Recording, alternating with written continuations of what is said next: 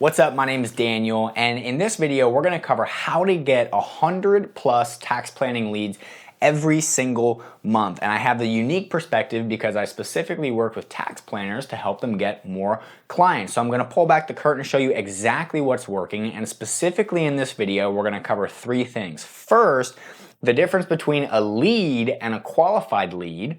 Second, the keys and the levers that you can pull to get more of those leads. And then finally, the math behind making it work, which is the most important part. So make sure that you stay until the last part to see how to make the math work. And with that being said, let's dive right in.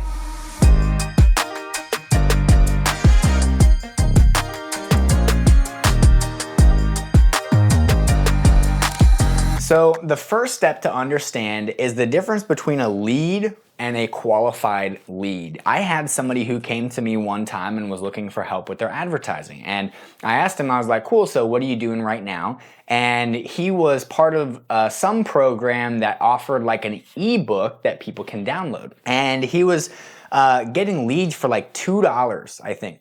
$2.35, name, email, phone number. And I asked him, I was like, why are you coming to me? Like, you're getting tons of leads. And he told me, he said, Daniel, most of the leads that come through are totally unqualified. They can't use any sort of tax planning. And so typically we're wasting our time getting people on the phone to begin with and selling to those people. So it's important to understand that not all leads are created equal. You see, if you're a tax planner whose strategies specifically work for business owners, let's say, then if your leads that are coming in are W-2 school teachers, it doesn't matter how many leads you get if none of them are qualified. So the first thing to understand is what dictates a qualified lead to you. Is it a business owner doing over 7 figures, which don't even get me started on going after small business owners. That will be a different video for a different time. Is it real estate investors who are just getting into real estate and buying their first property? Is it high income W-2? So before you can actually go and create something to get leads, you have to first define what a qualified lead is to you. And so that way you can set up filters to be able to kick out people who are unqualified and only let the qualified people through. Now that brings us to our second thing, which is what are the levers that allow you to increase your lead flow or decrease your lead flow? And at the end of the day, whatever you're offering to these leads has to be something of value. You see, somebody's not going to raise their hand and become a lead or book a call with you if there's no value to them on that side. Let me give you a quick example of this. I was, browsing around one day online and I went to a website, and you know how those little pop-ups come on? Sometimes they're annoying, sometimes they're cool. But I had this pop-up, and the pop-up was basically, hey, join our monthly newsletter. And that was it. And if you think about it from my perspective, there's no incentive to me. There's no benefit. I get enough emails on a daily basis. Why do I want to sign up for another newsletter? So during that same browsing experience, I clicked out. I ended up not doing anything with them. And I went to one of their competitor sites. And same thing, something popped up. But this time it was like a toolkit, right? A free toolkit if you put in your email. I can't even remember what the problem was that I was trying to solve, but the toolkit sounded like the first step of exactly what I needed to solve my problem. And so I immediately put in my information and I became a lead for them. And so as you're looking at how to get leads, at the end of the day, you want to ask the question, what's in it for them? By them becoming a lead, what's the benefit that they're going to get? Is the benefit that they're just going to get another newsletter every single day that in their inbox that's already inundated with spam and promotions? Or is it something of value that's going to help their problem? At the end of the day, the way to think about it is that you're going to offer the prospect something, and that offer is going to land on what's called the offer continuum. And the offer continuum is a threshold of high threshold offers and low threshold offers.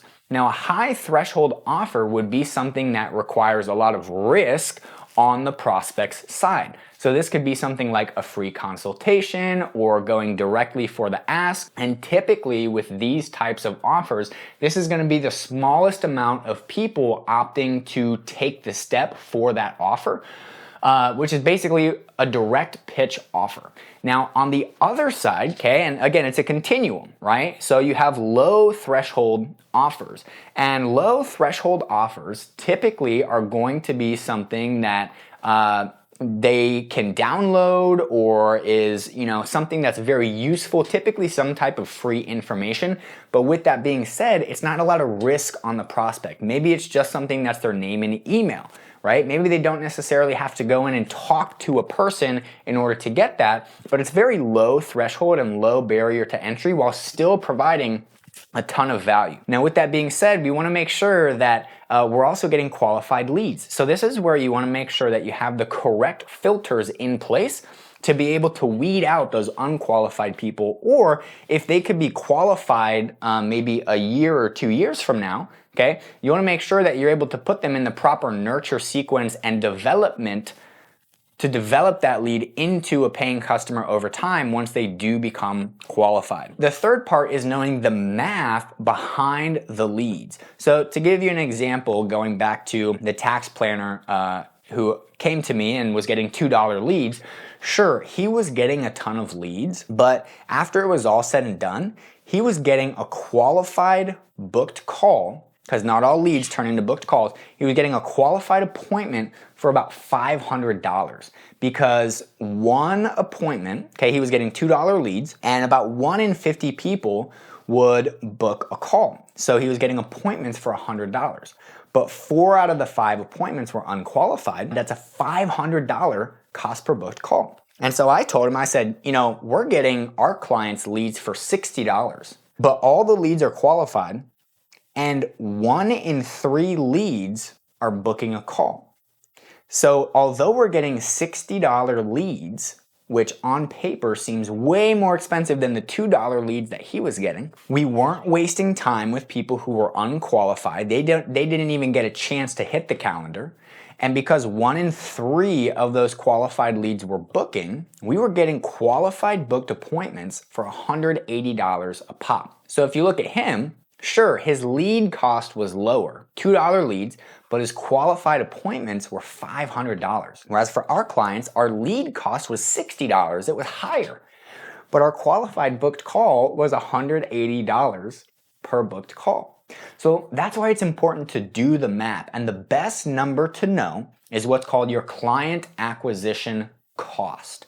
And the more you can engineer your business to be able to pay for a client, the more you can outcompete competitors, the more you can spend on acquiring that customer, the easier it becomes. So at the end of the day, you want to know your client acquisition cost. And the way you find that out is very simple. You simply take how much you spent on advertising divided by how many clients you got, and that is your client acquisition cost. And the nice thing is that once you have that, you can also take that number and do the same thing with the rest of your funnel metrics. So your cost per lead, your cost per qualified booked call, and your cost per acquisition. The nice thing is that as you're testing different offers, right? Because again, you're gonna have that offer threshold. You'll find that some offers get you a very high cost per lead, but it might be your lowest customer acquisition cost, right? And I don't know about you, but I'm not in the business to just generate leads. I'm in the business to generate clients. However, you might find a different offer gets you a ton of leads, but because none of those leads are qualified and they don't book calls, you might find that this one is actually your highest acquisition cost, right? And so if you don't have the money math in place, you'll be shooting blind and stabbing in the dark because you won't know what works versus what doesn't. Now, once you have the money math completed, all you have to do is reverse engineer how much to spend in a given month in order to get those 100 leads. So for example, if it's costing you $60 per lead and you want to get 100 leads that month because you know that let's say 2 out of every 100 qualified leads become paying clients, then all you got to do is take 60 and multiply it by 100, which gives you $6,000 in ad spend in order to get those 100 leads. So that's exactly how to get 100 plus leads, qualified leads, per month for your tax planning business. First, you want to understand what is a qualified lead to you. Second, you want to come up with something that is an offer that entices them to become a lead in the first place. And then third, which really you should put in place first, but third is the money math. Once you have that figured out, you can simply reverse engineer how much you need to spend in a given month in order to hit your goals and get the leads into your business. So hope you got value from this video. If you're looking for help with this, or you want us to set up our systems to predictably get leads, calls, and clients in your tax planning business, then make sure to book a call. Check the comments in the description, click the link, and we'll see you soon.